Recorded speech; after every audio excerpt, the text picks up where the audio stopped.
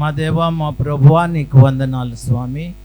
యేసయ్యా, నీ జన్మమును ధ్యానిస్తూ నేడు నాయన సంఘముగా కూడి నీ జన్మమును యొక్క సందేశమును మేము వినుచుండగా మీరు మాకు నీ కృపనిచ్చి ఈ సందేశం ద్వారా మమ్మలను ఆనందింపచేయండి, ఆశీర్వదించండి. మమ్మలను నీ కృపకు పాత్రులను చేయమని యేసు నామములో ప్రార్థిస్తున్నాను తండ్రి, ఆమేన్. ఈ దినము మనము ఒక చిన్న మాటను ధ్యానం చేద్దాం. ఆయన ఆశ్చర్యకరుడు. ఆయన ఆశ్చర్యకరుడు. ఎవరు? యేసుక్రీస్తు వారు ఆశ్చర్యకరుడు. ఆశ్చర్యకరుడు అంటే ఆశ్చర్యమును కలిగించేవాడు. ఆశ్చర్యకరుడు అంటే ఆశ్చర్య కార్యములు చేసేవాడు, అద్భుతములు చేసేవాడు, ఊహించని కార్యములు చేసేవాడు. మన కంటికి ఇది ఆశ్చర్యం కదా అని అనిపించే విధముగా దేవుడు కార్యాలు జరిగిస్తూ ఉంటాడు. దేవుని కార్యాలన్నీ కూడా మన జీవితంలో ఆశ్చర్యకరముగానే ఉంటాయి. దేవుడు చేసే ప్రతి కార్యము మన జీవితంలో ఆశ్చర్యాన్ని కలిగిస్తూ ఉంటుంది. కొన్నిసార్లు మనం ఊహించం. దేవుడు మన జీవితంలో ఎన్నో ఊహించని కార్యాలు చేయటం మనము అనుభవించి ఉన్నాం. మనం ప్రతి ఒక్కొక్కరి జీవితంలో, నీ జీవితంలో, నా జీవితంలో, మనందరి జీవితంలో దేవుడు ఎన్నో ఆశ్చర్య కార్యాలు చేశాడు. దేవుడు నాకు ఏమీ ఆశ్చర్య కార్యాలు చేయలేదు, దేవుడు నాకేమీ మేలు చేయలేదు, దేవుడు నా ఎడల ఏ అద్భుతం చేయలేదని చెప్పడానికి మీలో ఎవరికి ధైర్యం ఉండదని అనుకుంటున్నాను. ప్రతి ఒక్కరూ మీ హృదయాల్ని పరిశీలించుకుంటే దేవుడు చేసిన ఆశ్చర్య కార్యాలు ఎన్నో మీకు గుర్తొస్తూ ఉంటాయి, ఎన్నో గుర్తొస్తూ ఉంటాయి. ఈ సంవత్సర కాలం అంతా 2025వ సంవత్సరము జనవరి నెల నుండి, జనవరి నెల 1వ తేదీ నుండి ఈ తేదీ వరకు దేవుడు మీ ఎడల ఎన్నో ఆశ్చర్య కార్యాలు జరిగించాడు. ఓ పాటలో ఏమని వ్రాయబడి ఉందంటే, ఎంచుము లెక్కించు మీవులన్, ఎంచి చూడు మేసు దీవెనలన్, నీవు ఆశ్చర్యం పొందెదవు వాటికై. ఎంచుము లెక్కించు మీవులన్, నీకు దేవుడు చేసిన ఈవులను, మేళ్లను, ఉపకారములను నువ్వు కూర్చుని లెక్కించడం మొదలు పెడితే, ఒక నోట్స్ తీసుకుంటే, ఒక పెన్ను తీసుకుని జనవరి 1వ తేదీ నుండి ఒక లెక్క రాసుకుంటా వస్తే జనవరిలో ఏం జరిగింది, ఫిబ్రవరిలో ఏం జరిగింది అన్నీ మనకి జ్ఞాపకం వస్తాయి. దేవుడు ఎన్నో మేళ్ళు చేశాడు. కొన్ని కష్టాలు కూడా ఉండుండొచ్చు, కొన్ని నష్టాలు కూడా ఉండుండొచ్చు, కొన్ని బాధలు ఉండుండొచ్చు, కొన్ని వ్యాధులు ఉండుండొచ్చు, కొంత అప్పుల భారం ఉండుండొచ్చు, కొంత దిగులు ఉండుండొచ్చు, ఎన్నో సమస్యలు ఉండొచ్చు. జీవితం అంటేనే సమస్యల వలయం. సమస్యలు లేకుండా జీవితం ఉండదు. ఆ సమస్యల నుండి దేవుడు మనకి ఏం కలుగు చేస్తాడంటే ఒక నూతన శక్తి కలుగు చేస్తాడు. విశ్వాసులకి దేవుడు చేసేది ఏంటంటే ఆ సమస్యల నుండి నడిపిస్తూ నిన్ను శక్తివంతునిగా చేస్తాడు. హల్లెలూయా. దేవుడు నిన్ను శక్తివంతునిగా చేయటానికి, దేవుడు నిన్ను సమర్థవంతుడిగా చేయటానికి దేవుడు నీకు కొన్ని కష్టాలని అనుమతిస్తూ ఉంటాడు. దేవుడు కష్టకాలంలో మనకి సహాయం చేసే దేవుడు. వాటిని మనము లెక్కించినప్పుడు, మనకు వచ్చిన కష్టాలన్నిటినీ మనం లెక్క పెట్టుకుంటే ఈ కష్టం వచ్చింది, ఆ కష్టం వచ్చింది, ఈ దిగులు వచ్చింది, ఆ దిగులు వచ్చింది అని లెక్క పెట్టుకుని మరొక ప్రక్క దేవుడు చేసిన ఉపకారాలని మీరు వ్రాయడం మొదలు పెడితే ఎంత రాసినా తరగదు అన్ని ఉపకారాలు. అది మీ మనసాక్షికి అర్థమవుతుందా? దేవుడు మీకు ఏమైనా ఉపకారాలు చేశాడా? అనిపిస్తుందా దేవుడు నాకు ఉపకారాలు చేశాడని? మర్చిపోయారు. మర్చిపోకూడదు. ఆయన చేసిన ఉపకారంలో దేన్ని ఆలోచించేయండి. ఈ సంవత్సరాంతంలో దాన్ని ఏమంటారంటే పునశ్చరణ, దాన్ని మనము ప్రాక్టీస్ చేయాలి. విషయాలన్నిటిని గుర్తు చేసుకుని మన దేవునికి వందనాలు తెలియజేసే సమయం ఇది. ఆయన ఆశ్చర్యకరుడు. ఆయన ప్రేమించే వారికి ఆయన ఆశ్చర్య కార్యాలు చేస్తాడు. ఆయన ఆరాధించే వారి ఎడల ఆయన ఆశ్చర్య కార్యాలు చేస్తాడు. ఆయన యందు భయభక్తులు ఉన్న వారి ఎడల ఆయన ఆశ్చర్య కార్యాలు చేస్తాడు. నువ్వు దేవుని యందు భయభక్తులు కలిగి ఉన్నట్లయితే నువ్వు దేవుని యొక్క ఆశ్చర్య కార్యాలని ప్రతిరోజు అనుభవిస్తూ ఉంటావు. నువ్వు దేవుని యందు విశ్వాసం ఉంచితే దేవుని యొక్క ఆశ్చర్య కార్యాలు నువ్వు ప్రతిరోజు అనుభవిస్తూనే ఉంటావు. నువ్వు నమ్మాలి, దేవుడు నా జీవితంలో ఆశ్చర్య కార్యాలు చేసే దేవుడని. హల్లెలూయా. ఎంతమందికి ఆ విశ్వాసం ఉంది? దేవుడు నా జీవితంలో ఆశ్చర్య కార్యాలు చేసే దేవుడని మనం ముందు నమ్మాలి. నమ్ముట నీ వలనైతే నమ్మువానికి సమస్తము సాధ్యము. అసలు మనం నమ్మం. దేవుని గురించిన సరైన అవగాహన మనకి ఉండదు. కాబట్టి ఈ దినాన్న మనం ఏమని నమ్మాలి అంటే దేవుడు ఆశ్చర్యకరుడు. హల్లెలూయా. దేవుడు ఆశ్చర్య కార్యములు చేసే దేవుడు. నా జీవితంలో ఆయన ఆశ్చర్య కార్యాలు చేస్తాడు. మీరు రేపటి నుండి దేవుని యందు భయభక్తులు కలిగి ఆయన యందు విశ్వాసం ఉంచి ఆయన ఆజ్ఞలను గైకొంటూ ఆయన మార్గంలో జీవిస్తూ ఉన్నారంటే దేవుడు మీకు ఆశ్చర్య కార్యాలను ఒకదాని వెనుక ఒకటి చేస్తూ వస్తాడు. అనేక ఆశ్చర్య కార్యాలు, మనం ఊహించని కార్యాలని దేవుడు మన జీవితంలో చేస్తూ ఉంటాడు. కాబట్టి ఈ క్రిస్మస్ సమయంలో మనం నమ్ముదాం, దేవుడు నా జీవితంలో ఎన్నో ఆశ్చర్య కార్యాలు చేశాడు. ఇక మీద కూడా ఆయన ఎన్నో ఆశ్చర్య కార్యాలు చేస్తాడు, ఎన్నో అద్భుతాలు చేస్తాడు. నువ్వు ఆశించింది ప్రతి ఒక్కటి దేవుడు నీకు అనుగ్రహిస్తాడు. ఎలా అనుగ్రహిస్తాడంటే ఆశ్చర్యకరంగా అనుగ్రహిస్తాడు. నువ్వు ఊహించని విధముగా అనుగ్రహిస్తాడు. నువ్వు ఊహించవు, కానీ నీ జీవితంలో దేవుడు నీకు గొప్ప కార్యములు చేయబోతున్నాడు. హల్లెలూయా. ఆశ్చర్య కార్యములు చేయబోతున్నాడు. నువ్వు విశ్వసించితే, నువ్వు నమ్మితే, దేవుడు నాకు ఒక ఆశ్చర్య కార్యము నూతన సంవత్సరంలో చేయబోతున్నాడు అని ఒక విశ్వాసంతో మీరు ఇంటికి వెళ్ళారనుకోండి, మీరు నూతన సంవత్సరంలో ఆశ్చర్య కార్యాలు తప్పనిసరిగా చూస్తారు. హల్లెలూయా. ఆమేన్. ఎంతమందికి ఆశ్చర్య కార్యాలు చూడాలని ఉంది? ఒకసారి దేవునికి హల్లెలూయా చెప్పండి. హల్లెలూయా. ఆయన ఆశ్చర్య కార్యాలు చేస్తాడు.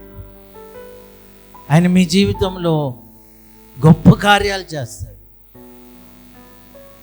అవి కంటికి కనబడవు, చెవికి వినబడవు, హృదయానికి గోచరం కావు. అయితే మనం చేయాల్సింది ప్రభు అయిన యేసునందు విశ్వాసం ఉంచాలి.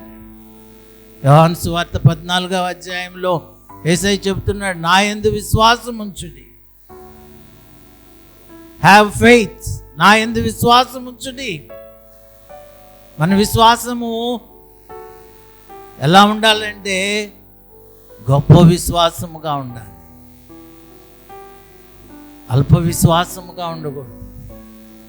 బైబిల్లో 2 రకాలైనటువంటి విశ్వాసులు మనకు కనిపిస్తూ ఉంటారు.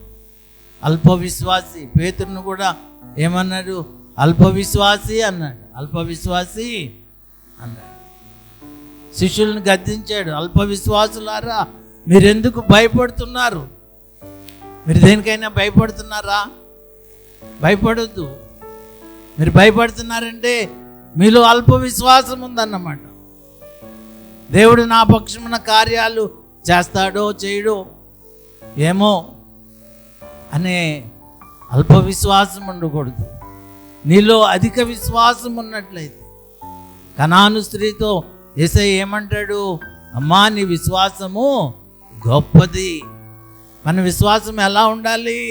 గొప్ప విశ్వాసం కలిగి ఉండాలి. నిరీక్షణతో కూడిన విశ్వాసం కలిగి ఉండాలి. యేసయ్య అటువంటి ఆశ్చర్య కార్యాలు చేయటానికి శరీరధారిగా మన మధ్యకి వచ్చాడు. ఆయన మనతో ఉండటానికి వచ్చాడు. ఆయనకి ఏమని పేరు పెట్టబడింది? ఇమ్మానుయేల్ అని పేరు పెట్టబడింది. ఇమ్మానుయేల్ అని పేరునకు భాషాంతరమున దేవుడు మనకి తోడని అర్థం. ఆయన మనకు తోడుగా ఉండటానికి వచ్చాడు, మనతో ఉండటానికి వచ్చాడు. ఈరోజు యేసయ్య మన మధ్య ఉన్నాడు. హల్లెలూయా. ఆయన మన మధ్య ఉండి మన ఆరాధనను చూస్తూ ఉన్నాడు. ఆయన మనల్ని బట్టి సంతోషిస్తూ ఉన్నాడు. మనం అల్ప విశ్వాసమైతే వీళ్ళకి ప్రార్థనకు వచ్చారు కానీ, క్రిస్మస్ చేసుకుంటున్నారు కానీ, వీళ్ళలో ఏమాత్రం విశ్వాసము నేను చూడట్లేదు. అబ్బాయి, నాకు ఎవరిలో ఆ విశ్వాసం కనపడట్లేదే అని యేసయ్య అలా ఒకసారి చూసాడు అనుకోండి, మనము ఏమైపోతాం? ఫెయిల్ అయిపోతాం. యేసయ్య మనల్ని చూసినప్పుడు మనలో ఏం కనిపించాలి? విశ్వాసము, గొప్ప విశ్వాసం కలిగి. రేపటి నుండి మీరు గొప్ప విశ్వాసం కలిగి ఉండండి. నూతన సంవత్సరంలో గొప్ప కార్యాల కొరకు ఎదురు చూడండి. ఆయన మీ జీవితంలో గొప్ప కార్యాలు చేస్తారు. ఎందుకంటే ఆయన ఆది నుండి కూడా ఆశ్చర్య కార్యాలు చేస్తూ వచ్చాడు.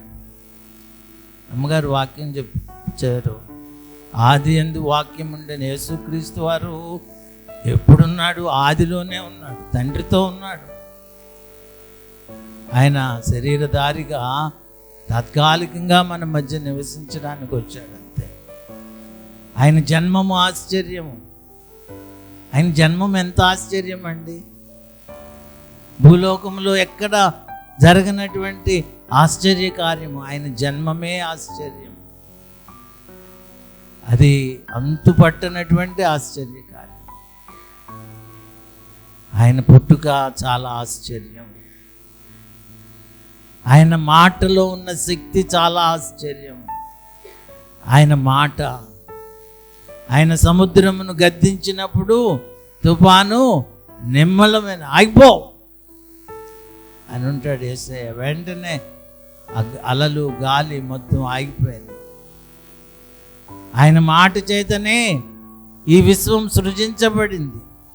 కలిగి ఉన్నదేది ఆయన లేకుండా కలుగలేదు. యేసుక్రీస్తే సర్వాధికారి. ఆయన ఆశ్చర్యకారి. 5 రొట్టెలను 2 చేపలను 5,000 మందికి పంచినటువంటి ఆశ్చర్యకరుడు. ఒకవేళ నీ దగ్గర డబ్బు కొదువుగా ఉందా? లేమితో ఉన్నావా? ఆయన నీ లేమినంతటిని తొలగించే దేవుడు. ఆశ్చర్య రీతిగా, యెహోవా నా కాపరి, నాకు లేమి లేదు, నాకేమి కొదువు లేదు. నువ్వు యేసుక్రీస్తు నీ హృదయంలో దాచుకుంటే నీకే మేలు కొదువు లేకుండా చేస్తాడు. ప్రతిదినము ఏదో ఒక అద్భుతం చేస్తాడు. ప్రతిదినము ఏదో ఒక ఆశ్చర్య కార్యం చేస్తాడు. నీ అవసరతలు ఆశ్చర్యకరంగా తీర్చబడతాయి. ఈ అవసరత ఎలా తీరుతా అని నువ్వు ఆలోచన చేస్తూ ఉన్నప్పుడే దేవుడు నీకు ఏదో ఒక విధముగా నీకు సహాయం పంపిస్తాడు. ఎప్పుడంటే నీ విశ్వాసం కలిగి ఉన్నప్పుడు. కాబట్టి ఆయన మన మధ్యకి వచ్చాడు, మనతో ఉన్నాడు. ఆశ్చర్య కార్యాలు చేశాడు. అవన్నీ మనం చదువుకోవటానికే ఈ క్రిస్మస్.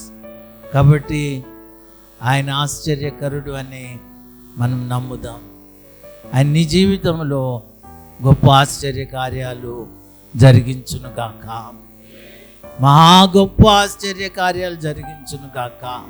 మునుపెన్నడు చూడని ఆశ్చర్య కార్యములు మీరు చూచుదురు గాక. మునుపెన్నడు చూడని ఆశ్చర్య కార్యములు. నువ్వు యేసునందు విశ్వాసం ఉంచండి. ఈ క్రిస్మస్ నీ జీవితంలో ఒక మలుపు తిరగాలి. హల్లెలూయా. ఒక టర్నింగ్ పాయింట్గా ఉండాలి. ఏదో వచ్చాం, ఏదో వెళ్ళిపోయాం, ఏదో భోజనం పెట్టారు, ఇదే కాదు. ఈరోజు ఎన్నో క్రిస్మస్లు జరుగుతున్నాయి. ఒక్కొక్క క్రిస్మస్లో వేల జనం వస్తున్నారు. 10,000 జనంతో కూడిన క్రిస్మస్లు ఉన్నాయి.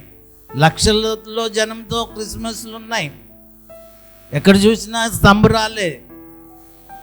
వస్తున్నారు, పోతున్నారు, వెళ్తున్నారు.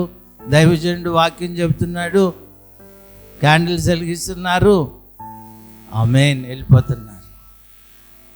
ఏ లాభం ఉండట్లేదు.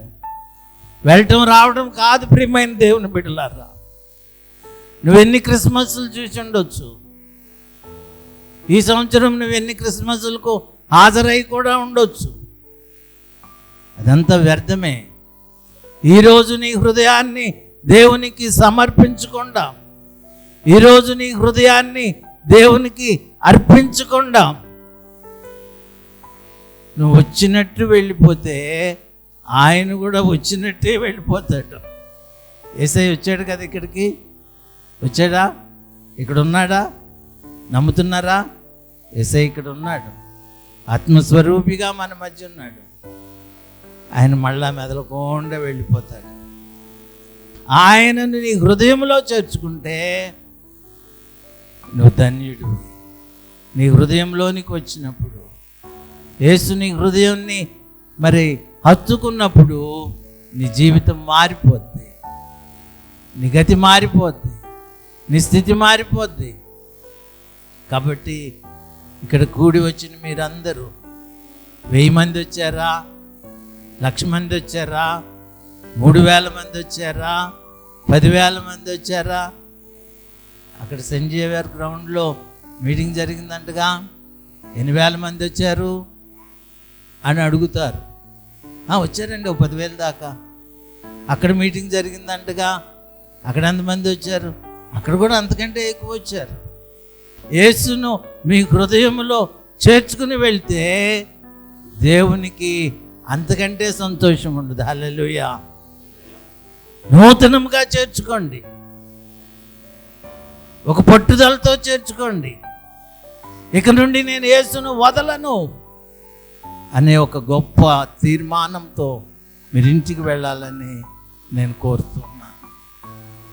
మీరు ఒకవేళ ఖాళీ హృదయాలతో వచ్చి ఉండొచ్చు, భారభరితమైన హృదయాలతో వచ్చి ఉండొచ్చు, దిగులుతో వచ్చి ఉండొచ్చు, వేదనతో వచ్చి ఉండొచ్చు, నిరాశతో వచ్చి ఉండొచ్చు. కానీ దేవుడు మిమ్మల్ని దినం ఆశీర్వదించి పంపుతానంటున్నాడు. మీ చింతలన్నీ తీర్చడానికి ఈ క్రిస్మస్. కాబట్టి యేసయ్యను మీరు మీతో తీసుకుని వెళ్ళండి. ఇమ్మానుయేలు దేవా నాతో రా అని మీ ఇంటికి తీసుకెళ్ళండి. అప్పుడు మీ జీవితాలు ధన్యమవుతాయి. ప్రార్థన చేద్దాం. మా దేవా, మా ప్రభువా, నీకు వందనాలు. ఆశ్చర్యకరుడా, మీకు వందనాలు ప్రభువా. ఈ సంవత్సర కాలం అంతా కూడా ఎన్నో ఆశ్చర్య కార్యాలు చేశారు. మాకే మేలు కొదువ చేయక మమ్మల్ని కాపాడారు. మీరు మమ్మల్ని కాపాడటమే ఒక ఆశ్చర్య కార్యం ప్రభువా. వ్యాధుల నుండి విడిపించారు, సమస్యల నుండి మీరు విడిపిస్తూ వస్తున్నారు. ఏ దిన సహాయం ఆ దినము అద్భుత రీతిగా చేస్తూ వచ్చారు. ఈ దినం కూడా నాయన నీ బిడ్డలలో ఒక గొప్ప ఆశ్చర్య కార్యం జరిగించండి.